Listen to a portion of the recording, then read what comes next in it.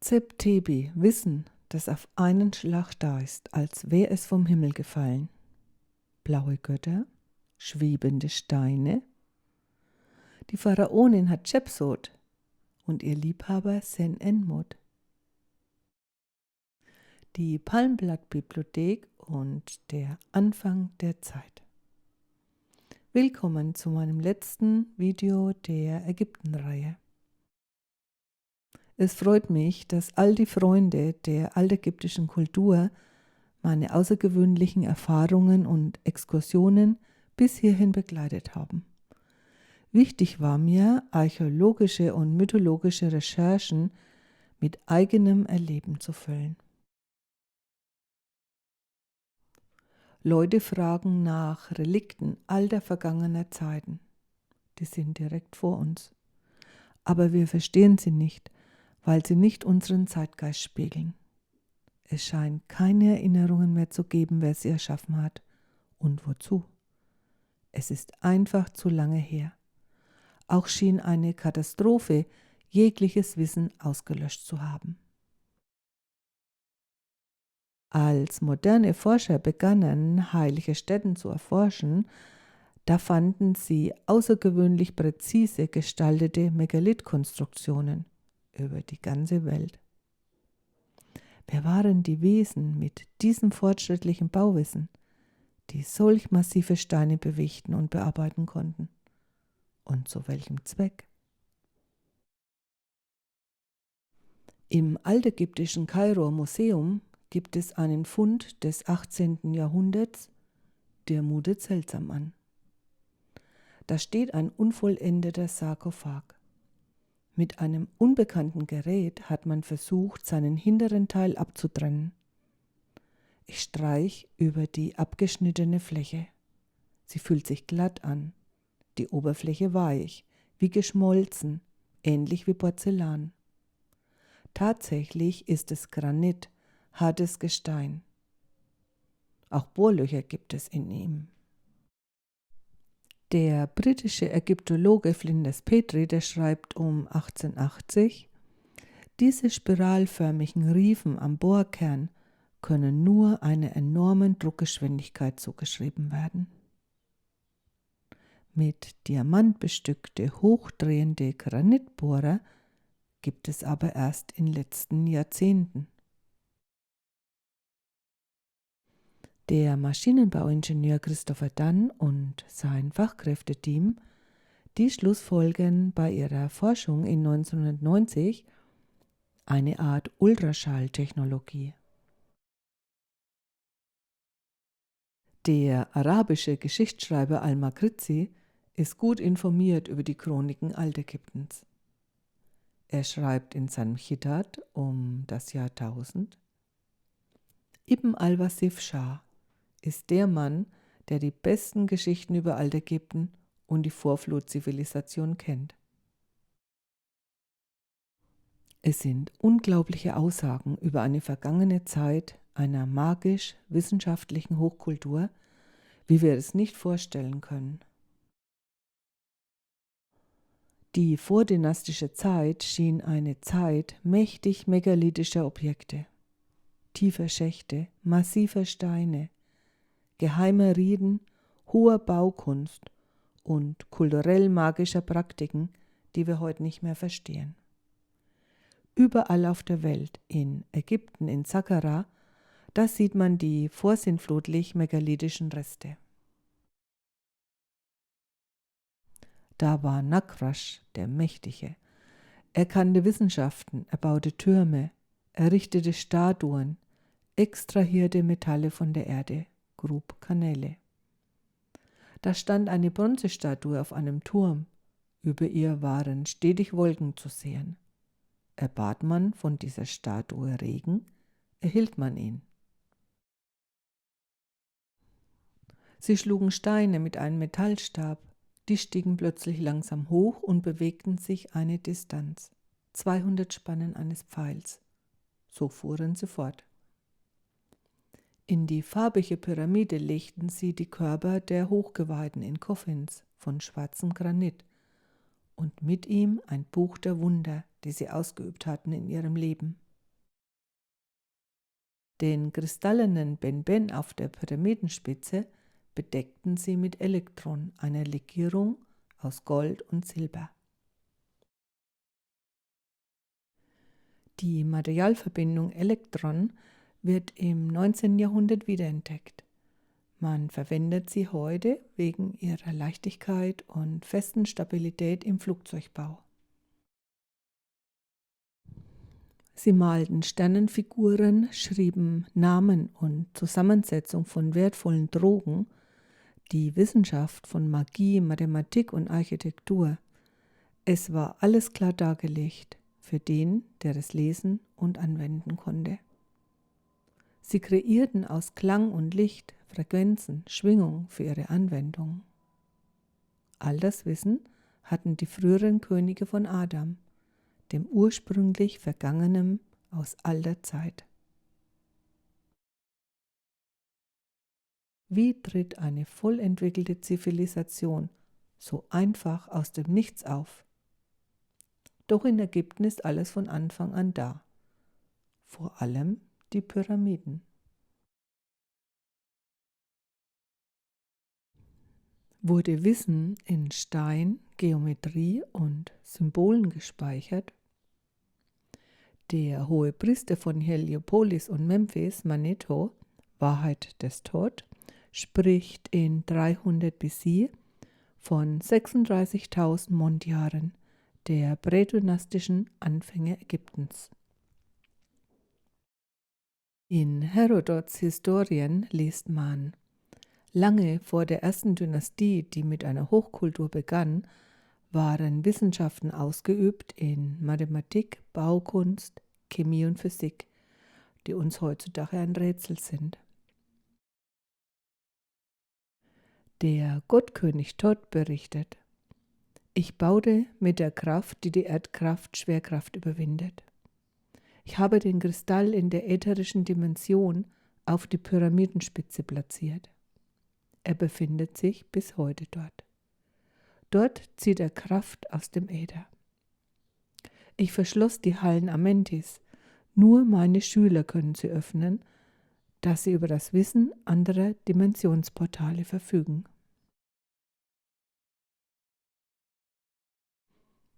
Hatten die Djetpfeiler des alten Ägypten eine Funktion wie die Volta-Säule?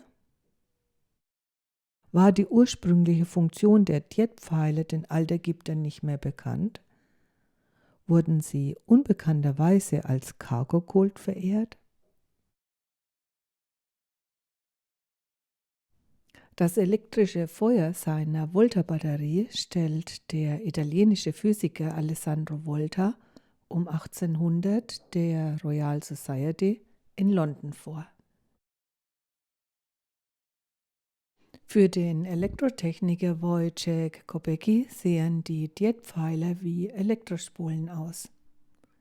Er erklärt, wie sie funktionieren konnten.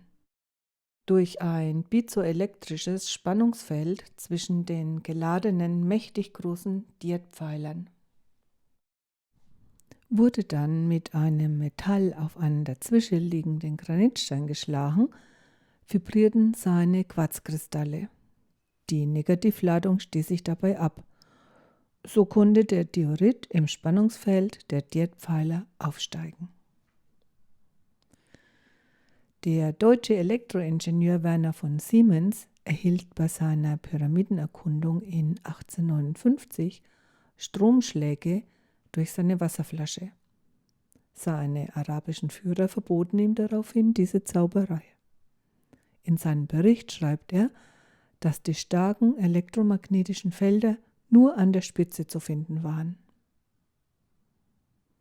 Im Gantenbring-Schacht sind Kupferringe angebracht und in den Luftschächten stieß man laut Kopecky auf Kupferseile.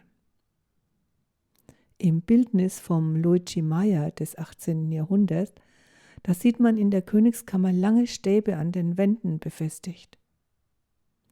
Wo ist das alles hingekommen?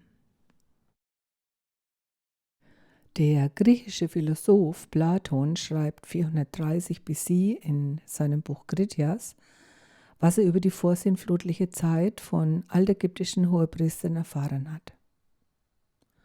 Solange noch die göttliche Natur vorhielt, befand sich alles Gute bei ihnen im Wachstum. Als aber der vom Gotte herrührende Bestandteil ihres Wesens verkümmerte, gewann das menschliche Gepräge die Oberhand. Da entarteten sie. Überheblich Mächtige verdrängten mit einem Rausch von Macht, der aufgebaut war auf dem vorherigen, das Erreichte der Umsichtigen. Er schreibt: Sie nahmen sich die verehelichten Frauen anderer Könige mit Gewalt, wie es ihnen beliebte, und zettelten Kriege und Feindschaften an. Durch das Ungleichgewicht verdorbener Kräfte brach der Schutz der Natur, der damals auf magische Kraft aufgebaut war. Seine unkontrollierbaren Kräfte waren freigesetzt. Unter der Regierung von König Pharan ibn Maschur kam die geweissagte Flut. Er war ein törichter Mensch, arrogant und grausam. Er wollte Noah, den rechtschaffenden Mächtigen, töten, weil der die Priester, die ihm willens waren, in deren schändlichem Tun missachtete. In dieser Zeit war das Land verändert. Die Felder waren auf nichts geschrumpft. Die Leute folgten seinem bösen Pfad und das Laster breitete sich von einem zum anderen aus. Als die Flut kam und der Regen fiel. Die Sterne wechselten ihre Position, dann ergossen sich die Flutwasser. Die Erde spaltete sich, Stürme heulten auf. Ein Moment großer Hitze, gefolgt von eisiger Kälte. Am Himmel ertönte ein schreckliches Grollen. Alle Gebäude wurden zerstört und Berge stürzten ein. Sie hatten dem nichts entgegenzusetzen. Das Wasser blieb für 6 Monate und ging bis zur Hälfte der größten Pyramide. Das vorherig prächtige Ägypten war durch die Macht der Wasser komplett untergegangen, seine schönen Gebäude und seine mächtige Wissenschaft zerstört. Alle, die Zuflucht in den Tunneln suchten, starben. Und Gott lernte am meisten. Eine sehr traurig katastrophale Sache, die Platon mitteilt. Nach der Flutkatastrophe gab es anscheinend für 4000 Jahre keine Zivilisation. Es wäre den Menschen auch schlecht bekommen von den tobenden Elementen, den massiven Wetterkapriolen, frei das Schutzschild durchdringender tödlicher Strahlung. Die Biologin Dr. Strattmann spricht von dieser Zwischenzeit der Menschen in ihrem Steinzeitparadoxon. Tiere gab es anscheinend auch nicht mehr. Die Erde war leergefegt, ein einzig verschlammtes Land, weit und breit. Wer noch nicht untergegangen war, aß sich gegenseitig auf. Der hohe Priester Manetho aus Sebennytos, Unterägypten, der spricht von dieser Zeit. Nach der Flutzeit fingen sie an, Blutopfer darzubringen. Ihr Herz war barbarisch geworden und unzivilisiert. In dieser Zeit berichtet auch die Bibel über Blutopferung. In diesen prekären Zustand hinein kam die Gefolgschaft des Horus um 5000 BC, die Shemsu der Naqada-Kultur ins Niltal. Die Sahara war zu der Zeit eine grüne Savanne. Pharaonen erzählen von ihren Jagdstreifzügen nach wilden Tieren. Todd, einer dieser Shemsu, berichtet: Wir fanden euch in Höhlen vor, barbarisch lebtet ihr. Wir gaben euch den Sinn des Lebens und lehrten euch Künste der Zivilisation. Der Edfu-Tempel berichtet von 7 Weisen, die von einem Kontinent kamen, der Heimat der vorherigen Menschen. Wo immer sie auftauchen, erscheinen sie als erleuchtete Überlebende einer Katastrophe. Sie besaßen anscheinend außergewöhnliche Fähigkeiten, so wussten sie, wie die Tempel und heiligen Stätten angelegt werden mussten. Von Todd wird berichtet, er legte das Maß über die Uralttempel der Vorzeit. War mit diesen Tempeln das auf Wasser imprägniertem Sand liegende Osirion gemeint? Im Dendera-Tempel, da bin ich gerade unter den Säulen, verraten Bauinschriften, dass der große Plan, dem seine Erbauer folgten, in alten Schriften aufgezeichnet war. Der war von den Horus Shemso übergeben. Dort in dem Tempel, da bücke ich mich und kraul die hübsche, schnurrende Bastet-Wächterin. Da sehe ich dieses seltsam eingravierte Gebilde auf den Platten des Tempelbodens. Das schien weder aus der heutigen noch aus der Ägyptenzeit zu stammen. Was war das? Und wie kam es dahin? Ob jemand eine Idee hierzu hat? Bastet lehrt uns, scharfsinnig zu sein, wachsam, wie ihre Katzen, das Ziel im Auge zu behalten. Laut Manetos Bericht gehörte Osiris wie Horus, Ptah und Re der Gemeinschaft Thoth, der Sieben an, einer vordynastischen Götterschaft. Ihre Lebensspanne war als viele tausend Jahre bezeichnet. Ein altägyptischer Schreiber der 18. Dynastie sagt: Mein Land ist alt. 120 Generationen sind vergangen, seit Osiris, der Grüne, das Licht zu den Menschen brachte. 4-mal haben sich die Sterne in neue Positionen verschoben. Es sind 4-mal 2100 Jahre über dem Tempel der Strahlenden in Gizeh. Osiris, der brachte das Licht, das leuchtet, wenn es dunkel wird, aus den Tempeln seines Volks mit. Er kam zu uns Menschen, die nach der Katastrophe in Erdlöchern lebten, und er erzeugte eine blühende Zivilisation mit wunderschönen Tempeln, reichem Leben, Festlichkeit und Respekt. Hatten die mythologischen Berichte über diesen grünhäutigen Gott, der nach einer verheerenden Sintflut aus einem anderen Land kam, einen realhistorischen Hintergrund? Wie war das mit seiner blaugrünen Hautfarbe? Zeigt es seine Zugehörigkeit zur Natur oder hatte sie einen anderen Grund? Von grünen oder blauen Menschen, da gibt es Geschichten aus verschiedenen Zeitaltern. Bei manchen Hochgebirgsstämmen war sie blutbedingt, zum Beispiel im Hohen Kaukasus, die in dünner Luft leben und sich dadurch die Zusammensetzung ihres Hämoglobins ändert. Da gibt es die Geschichte von einem Ritter, Richard of Cullen, der 2 grünhäutige Kinder bei sich aufgenommen hat. Die verloren im Lauf der Zeit ihre grüne Farbe. Der Mönch William of Newburgh berichtet im 12. Jahrhundert darüber. In 1973 stieß der australische Medizinprofessor Dr. John West bei seiner chilenischen Bergtour im Hochgebirge auf eine Siedlung blauhäutiger Menschen.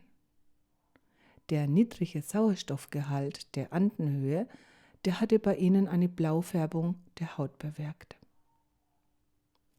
Zogen sich Bewohner vorsintflutlicher Kulturen rechtzeitig in hohe Gebirgslagen zurück, als vor mehr als 13.000 Jahren kataklysmische Großereignisse stattfanden?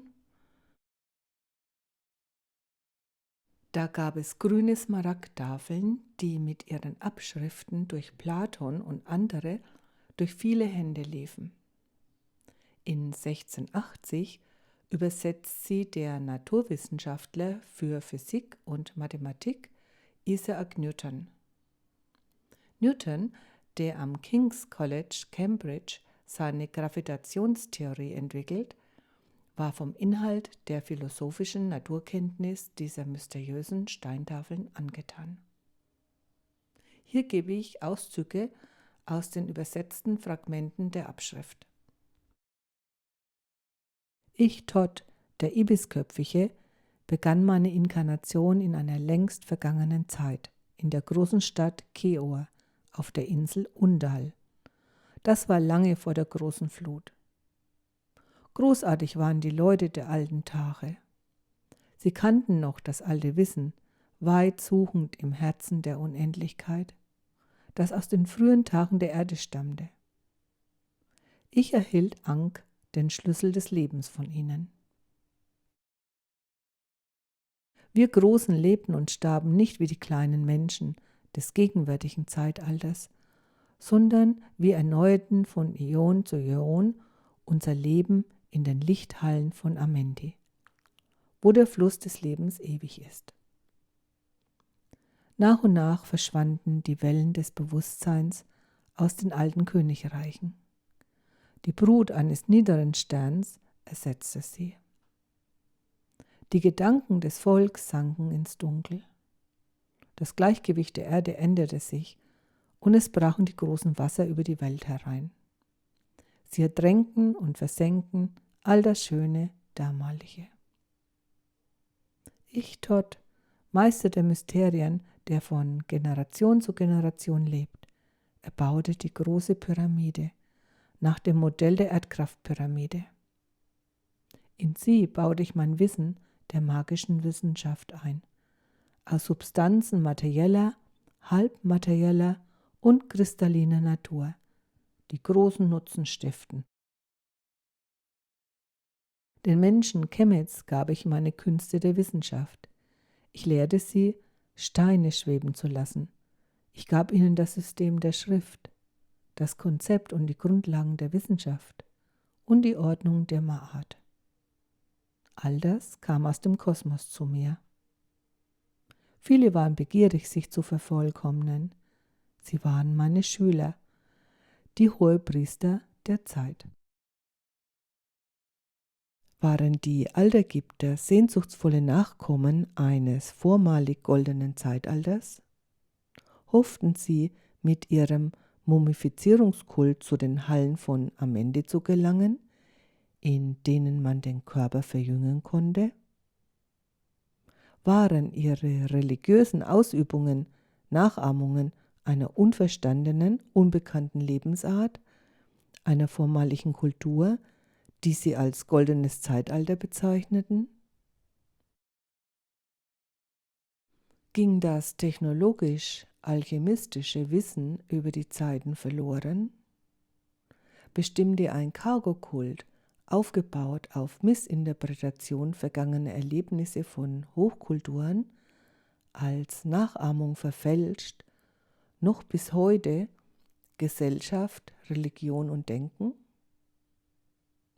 Sind liturgische Feiern, Nachahmungen, symbolhafte Ersatzhandlungen, Imitationen, eben Cargo-Kulte, die aus vordynastischer Zeit missinterpretiert werden, weil Zusammenhänge nicht erkannt sind? Waren hohe Kopfbedeckungen, auch die heutige Mitra, Kultobjekte, um die Langschädel vormaliger Götter nachzuahmen? Da gibt es Funktionsverschiebungen von Werkzeugen zur Insignie, wie den Krummstab vom Pharao, auch kirchlicher Würdenträger, die vom Hirtenstab zum Einfangen von Schafen entliehen sind. Gibt es eigene Entdeckungen von Imitationen in unserer Gesellschaft, die euch auffallen? Mit jeder neuen Entdeckung, da hofft man, der Vergangenheit ihr Geheimnis zu entreißen, zu verstehen und sich aus Nachahmung zu befreien. Von überall aus der Welt kommen Menschen zu mystischen Städten, die uns seltsam unverständlich erscheinen. Unter ihren großartigen Strukturen liegt eine Menge Wissen, dokumentiert in mythologischen Legenden. Da gibt es eine komplett neue Technologie zur Untersuchung antiker megalithischer Monumente. Die Space-Archäologie. Die war vordem eingesetzt, um durch verschiedene Lagen von Vulkane oder Tiefsee zu schauen. Durch ein aktuelles Research-Technologieprojekt von einem italienischen Forscherteam, da tauchen in 2025 uralte Strukturen unter dem Gizeh-Plateau auf. Hier sind die Scans unter den Pyramiden. Südlich der Pyramiden in der Oase Fayum, beschützt durchs Militär im Sperrgebiet von Navarra, da liegen unausgegrabene Schätze unter dem Wüstensand. Die Professorin Carmen Bulder von der Uni Calgary in Kanada, die hatte großes Interesse, die dortige Pyramide vom Pharao Amenemhet III. 18. Jahrhundert BC zu erforschen. Seine mächtige Quarzitplatte, die konnte mit einer raffinierten Sandablassvorrichtung auf die Kammer abgesenkt werden. Nach vielen abschlägigen Bescheiden vom Kairoer Antiquitätenkonzil landet sie in 2015 mit ihrem Kollegen in einem Heißluftballon, mit dem schweben wir auch über die antiken Stätten, im Sperrgebiet. Archäologen waren schon immer mutig, wollten sie Neues gegen diverse Hindernisse erforschen. Bulder war aber mehr an den unterirdischen Strukturen interessiert als an der massiv einfallgefährdeten Lehmziegelpyramide. Mit unserem Heißluftballon schweben wir fasziniert über die weitläufigen Tempel und Pyramiden des Altertums, die unter uns vorbeiziehen.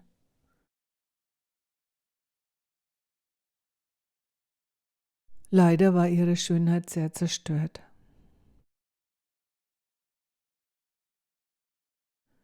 Sie mussten einst einen prächtigen Eindruck gemacht haben.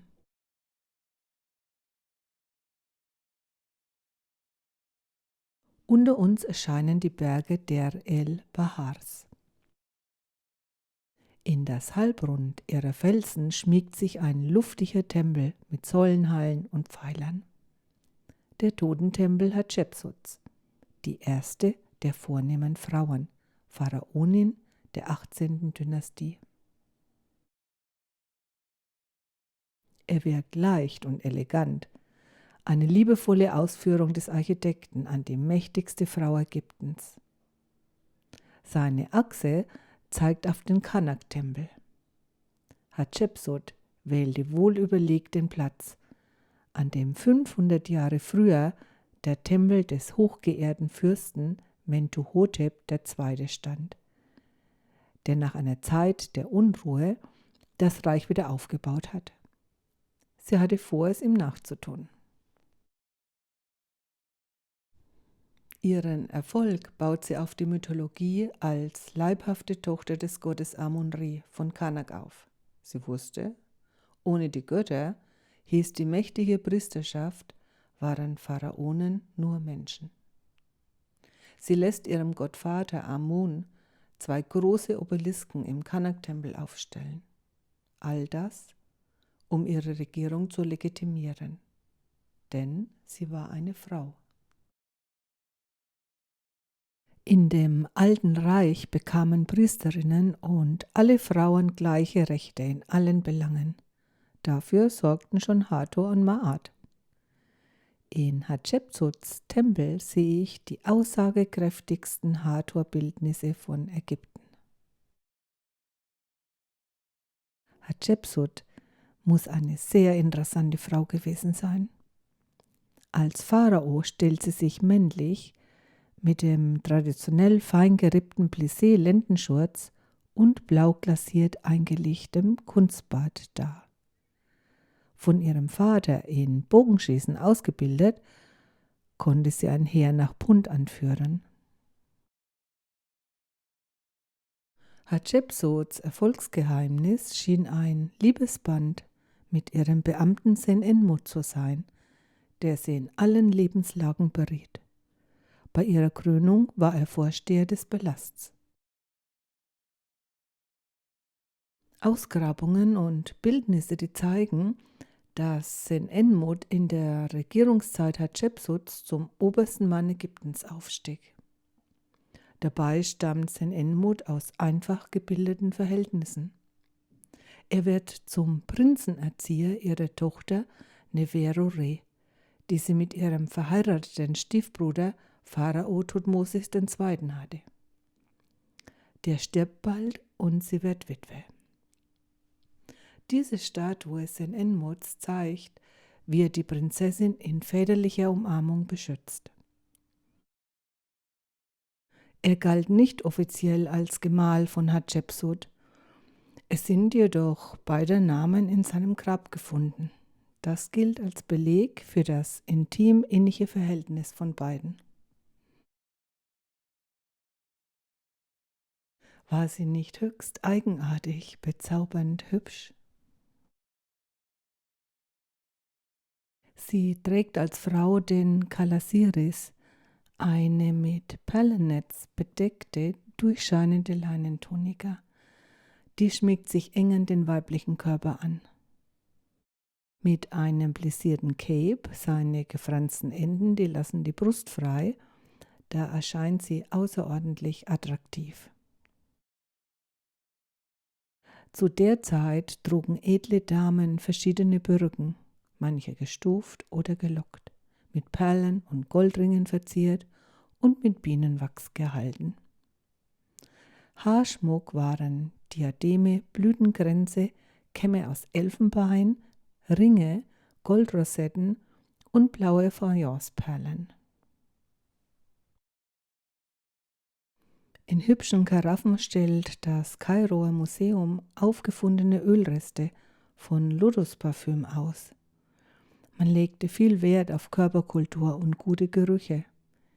Der feminine Lotusduft mit seiner sinnlich warmen, exotisch blumigen Nuance schien der Favorit.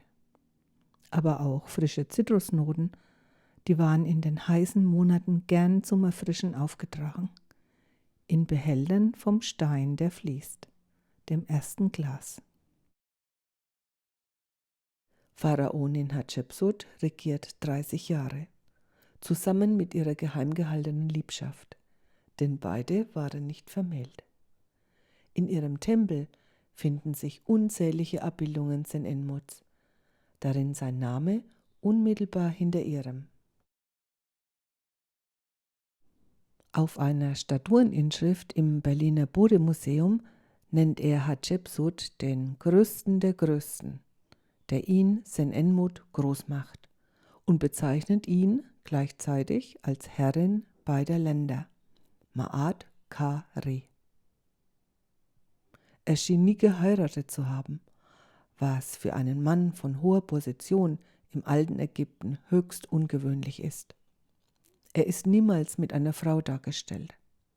Seine romantische Beziehung zu Hatschepsut untermauert ein Bild an den Wänden der El-Baris und sein Grab unter ihrem Tempel. Es gibt Arbeiter-Graffiti, da sind beide in unzweifelhaft sexuellem Akt dargestellt.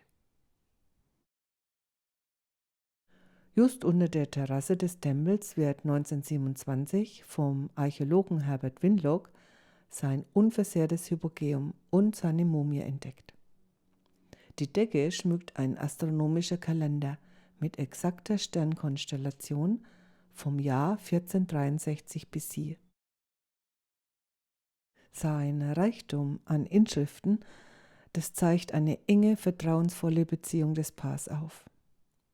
Hatschepsut schien glücklich zu sein, der Welt anzuerkennen, dass Sen-Enmut ein sehr beliebter Höfling war, und er wurde mit wichtigen Bauprojekten beauftragt. Er bekleidete viele Ämter und erhielt unglaublich 80 wichtige Titel. Sen-Enmut baut als Architekt ihren schönen Totentempel in Der el-Bahri. Auch die riesigen Obelisken des Karnak-Tempels stellt er auf. Hatschepsuts Regierungszeit vor 3500 Jahren war die friedlichste und wohlhabendste in der Geschichte Ägyptens. Auf einer Stele des Ineni steht: Sie beruhigte beide Länder, wenn sie redete. Unsere luftige Ballonfahrt geht weiter an den Großbauten des Nils entlang. Sie bringt uns bis zur verfallenden Pyramide in der Oase Fayum, der Forschungsstelle Bulders. Der griechische Geschichtsschreiber Herodot berichtet bei seiner ausgedehnten Ägyptenreise um 450 BC über den Hawara-Komplex. Der unterirdische Tempel hat 1500 Räume über 2 Ebenen, worin die Vorgeschichte mit ihren Errungenschaften aufbewahrt sind. Einige Paläste sind so eigentümlich konstruiert, dass im Moment die Tore öffnen, ein schrecklicher Ton wie ein Donner in die tiefe Dunkelheit widerhallt. Gezielte Untersuchungen des Orts mit GPS, Satellitentechnologie und seismischer Messung bringen dann in 2015 das spektakuläre Ergebnis. Ein unterirdisches, mehrschichtiges Netzwerk von Tunneln von großem Ausmaß taucht auf dem Scan unter der Hawara-Pyramide auf. In dem großflächigen Labyrinth wie ein Fußballfeld erscheinen Kammern groß wie ein Haus. Umgesetzt in 3D-Animation sieht es dann so aus. Es wäre sicher interessant, dort Ausgrabungen zu machen. Die dortige Pyramide fällt sowieso in sich zusammen und es wird nichts dagegen unternommen. Wir schauen in vergangene Kulturen mit dem Wissen aus heutiger technischer Zeit. Könnten diese Kulturen anderes Wissen eingesetzt haben, welches wir noch nicht oder nicht mehr verstehen? Im Land am Nil herrschten in der ersten Epoche vor der Sintflut die Neter, Götter oder Gottmenschen, und in der zweiten Epoche die Shemsu-Hor, Gefährten des Horus. Für die Neter und Shemsu-Hor waren Schwertransporte und Steinbearbeitung offenbar kein Problem. Es gab wohl in der Vergangenheit verschiedene Hochkulturen, die über Wissen und Techniken verfügten, die uns heute fremd sind. Der Edfu-Tempel in Oberägypten enthält Inschriften, die beschreiben das goldene Zeitalter, als die Gottgleichen die Erde regierten, vor langer, langer Zeit. War das die goldene Zeit, Zep-Tepi, als die Götter unter den Menschen lebten? Im goldenen Zeitalter, dem paradiesischen Zustand, da herrschte Ma'at, Ausgewogenheit und Ordnung. Von einem goldenen Zeitalter berichten auch die Palmblattbibliotheken Indiens. In ihren Veden steht: Der Rishi schreibt nicht, er schafft nicht aus seinem Geist. Er sieht, was schon da war, eine gestaltlose Kraft. Waren damit Informationsfelder des Kosmos gemeint? Der Biochemiker Dr. Robert Sheldrake an der Uni Cambridge in England, der spricht in seiner Forschung von einem Gedächtnis der Natur, einer Art unsichtbarem Verbindungsfeld, in dem alles, was jemals gewesen ist, abgespeichert ist. In besinnlichen Momenten konnte man auf dieses Feld zugreifen. Er nennt sie morphische Felder, Wissensfelder der Natur. Forscher wie Einstein und Isaac Newton, die berichten von Geistesblitzen in entspannter Atmosphäre. Wir kennen das Apfelerlebnis von Newton, als er an einem ruhigen Tag allein und still im Garten sitzt und einem fallenden Apfel zusieht. Das inspiriert ihn zu seinem Gravitationsgesetz. Schöpften Sie aus diesem Wissensfeld? Schöpfen wir alle daraus? Mythologische Rishis, Weise des vedischen Zeitalters. Ihre Aufzeichnungen sind in indischen Palmblattbibliotheken gelistet. Die geben bei einer Weltgedächtnislesung Folgendes über die alte Welt frei. Im Singsang des altindoeuropäischen Tamil höre ich die Botschaft aus alter Zeit. Das, was du jetzt hören musst.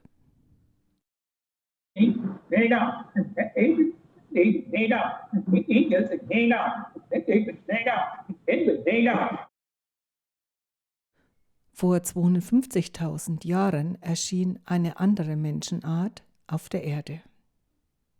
Sie kamen aus einer Plasmaebene. Sie waren schöne Menschen mit attraktivem Körper, edlen Gesichtszügen, einem verinnerlichten Lächeln. Die Frauen und Männer hatten langgezogene Schädel, große Ohren und ein ebenmäßiges Gesicht. Sie waren Riesen, bis 6 Meter, bedingt durch ihre durchscheinende Leichtigkeit. Sie lebten in Gruppierungen von ca. 20 Personen und hatten Liebesbindungen. Ich erinnere mich an die Riesenstatuen in den Tempelbezirken Karnaks bis 9 Meter Höhe und die 9 Meter hohen Tore von Edfu.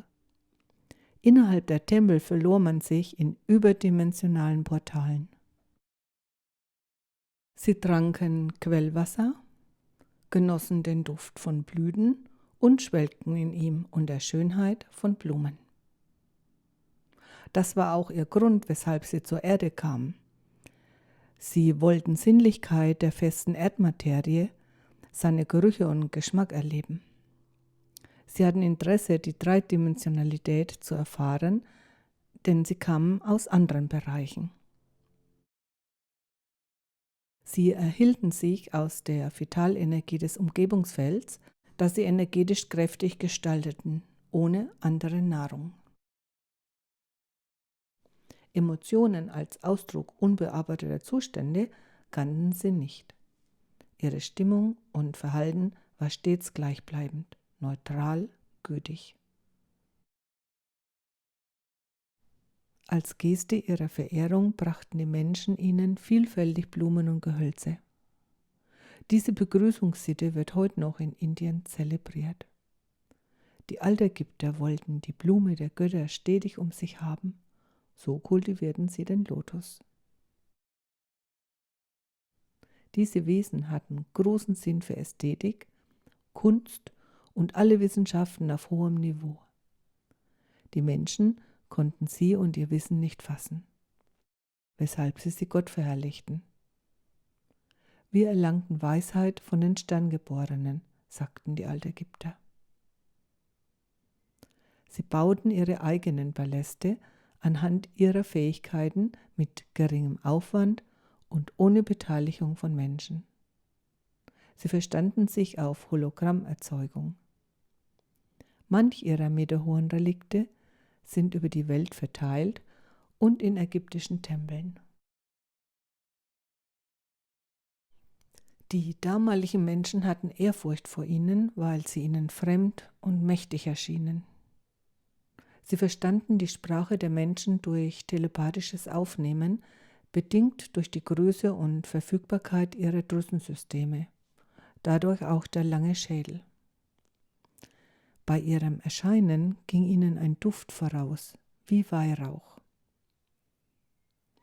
Ihre Körper regenerierten sie regelmäßig durch starke Energievisualisation des Lichts, durch welches sie kamen.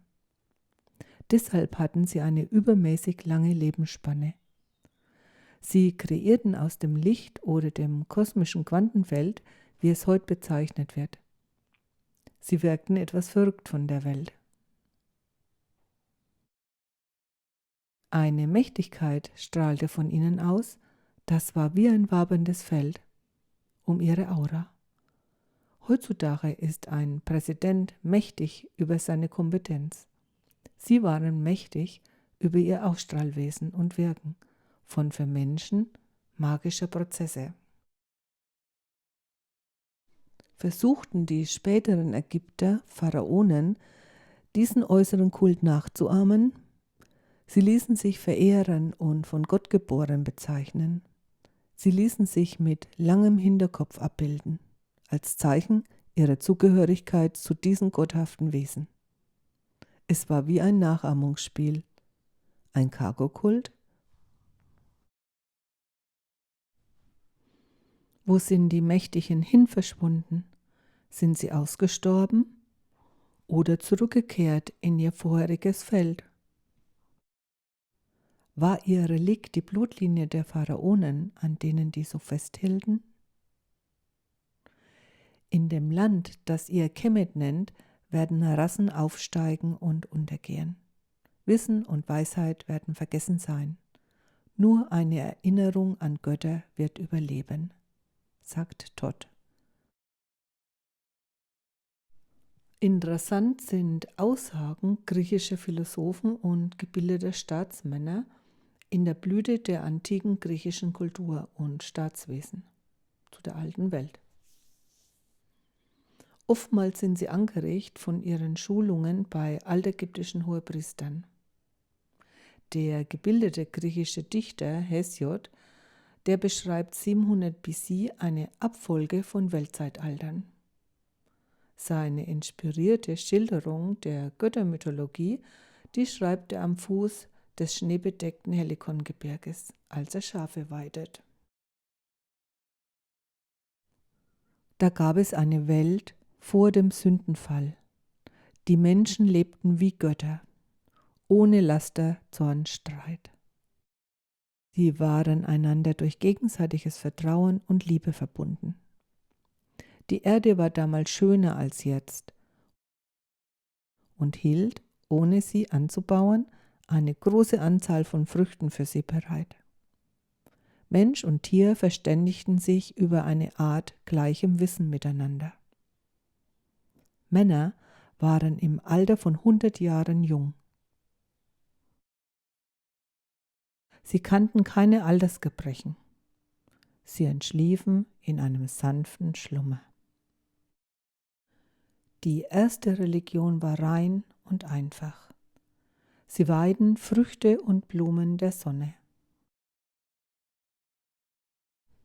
Wenn uralt Weisheitskräfte weltweit durch unzählige Pyramiden zu Land und Wasser vernetzt unseren Planeten schützen konnten, für eine Kommunikation mit dem Kosmos sorgen und höheres Wissen herbeiführen konnten, zugleich das Wetter beeinflussen, die Schwerkraft neutralisieren, Dinge bewegen und Vitalkräfte zur Jugendlichkeit bewirken konnten, wäre es nicht sinnvoll, sich aus ökonomischer Sicht ernsthaft mit der Sachlage zu befassen? Junge Alternativforscher, unter ihnen der Altertumsforscher Ben van Kerkwijk, bekannt für seine Scan-Analysen prädynastischer ägyptischer Steinvasen, die sprechen davon, wenn wir Zusammenhänge der alten Kulturen verstehen, kann das zu einer neuen Art umweltfreundlicher Technologie verhelfen. Das kann zu einer lebensfrohen Perspektive führen. Wir können kosmische Prinzipien weiterentwickeln zu einem leichten Miteinander. Wir sehen uns beim besten ägyptischen Mokka im grünen Palmenhain bei den Pyramiden.